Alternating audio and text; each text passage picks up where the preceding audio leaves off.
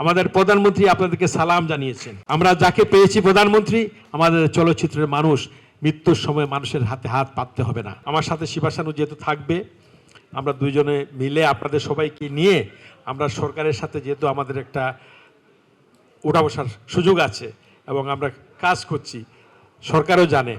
আজকে সকালে আমাকে আমাদের মাননীয় প্রধানমন্ত্রীর যে প্রেস সচিব উনি ফোন করেছিলেন।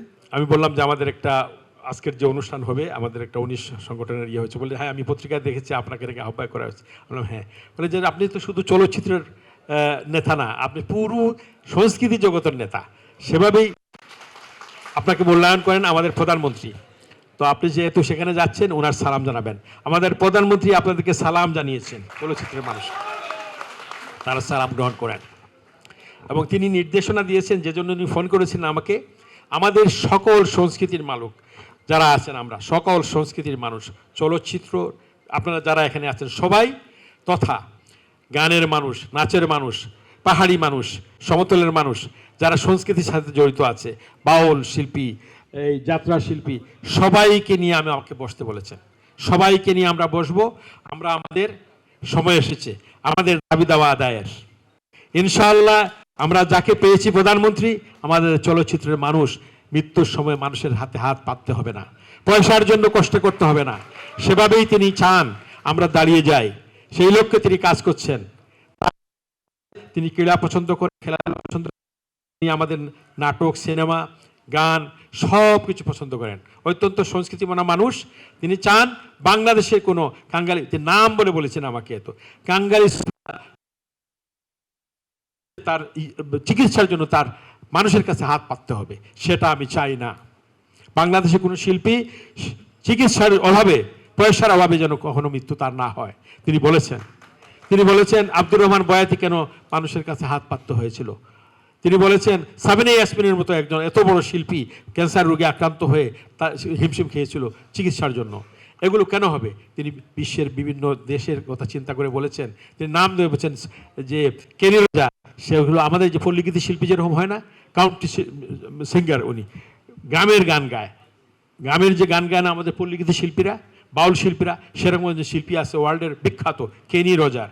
কেনি রোজারের মতো শিল্পী যদি এরকম হতে হয়, আমার দেশের আব্দুল আলিমের মতো শিল্পী আছে না, গ্রামে গঞ্জে আছে না, এগুলো কেন এরা অভাবে মরবে? এত তাদেরকেও মূল্যায়ন করতে হবে। তিনি গ্রাম পাড়ার মানুষকে সংস্কৃতির জন্য দিকে এগিয়ে আনার জন্য তিনি আহ্বান করেছেন এবং আমরা যাত্রা শিল্পীকে আমরা মূল্যায়ন করব। আগের চেয়ে আরও বেশি এটা বিলীন হয়ে যাচ্ছে। আমরা আমাদের নাটক, আমরা আমাদের সিনেমা কিন্তু গ্রামে গঞ্জে নাই। এখন গ্রামের মানুষ নাই, সিনেমা হল তো নাই, কয়েকটা সিটিতে আছে। আমরা প্রতিটা উপজেলায় যাতে গ্রামের মানুষ আসতে পারে, তাদের এলাকার মানুষ আসতে পারে, সিনেমা দেখতে হবে, সেই লক্ষ্যে আমাদেরকে বাড়াতে হবে, দর্শক বাড়াতে হবে, সেই লক্ষ্যে কাজ করতে হবে। আমরা ভুলে যেতে হবে বিধাভেদ, আমাদের মধ্যে যে ভেদাভেদ আছে এগুলো আমাদেরকে ভুলে যেতে হবে। প্রতিহিংসার রাজনীতি আমরা করব না, প্রতিহিংসা আমরা করতে চাই না, কিন্তু হ্যাঁ, শক্ত হাত ধরতে হবে।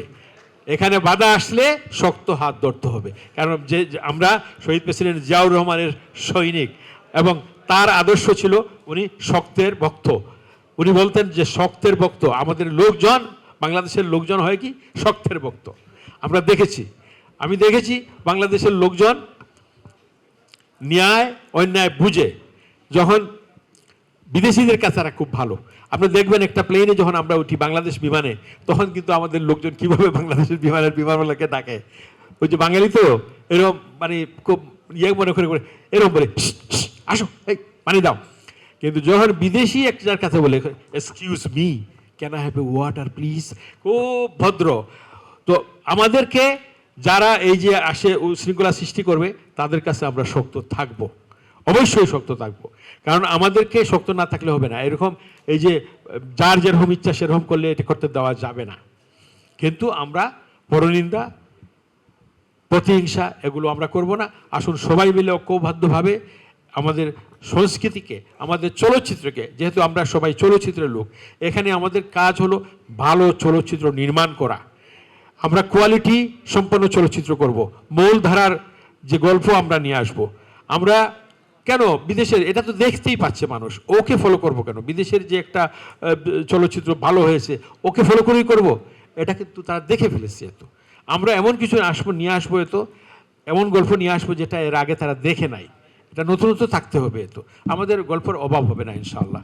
বাংলাদেশের মানুষ ভালো গল্প চায়, ভালো চিত্রায়ন চায়, ভালো পরিকল্পনা করতে হবে। এতো কম হোক চলচ্চিত্র, কিন্তু নির্মাণ হতে হবে ভালো মানের, উন্নত মানের চলচ্চিত্র আমরা নির্মাণ করব, উন্নত মানের শিল্পী আমরা তৈরি করব, উন্নত মানের আমরা আমাদের যে কারিগর আমরা নিয়ে আসবো, তাদেরকে সরকারকে আমরা আহ্বান করব, আমরা সমষ্টিগত সবাই যাব সরকারের কাছে, আমরা চাইব যে আমাদের যে চিত্রগ্রাহক, আমাদের যে এডিটর, তাদেরকে নতুন যে প্রযুক্তির সাথে তারা কাজ করে নাই, সুযোগ পায় নাই, তাদেরকে আপনারা ট্রেনিংয়ের ব্যবস্থা করেন, যন্ত্রপাতি নতুন যন্ত্রপাতি নিয়ে আসেন।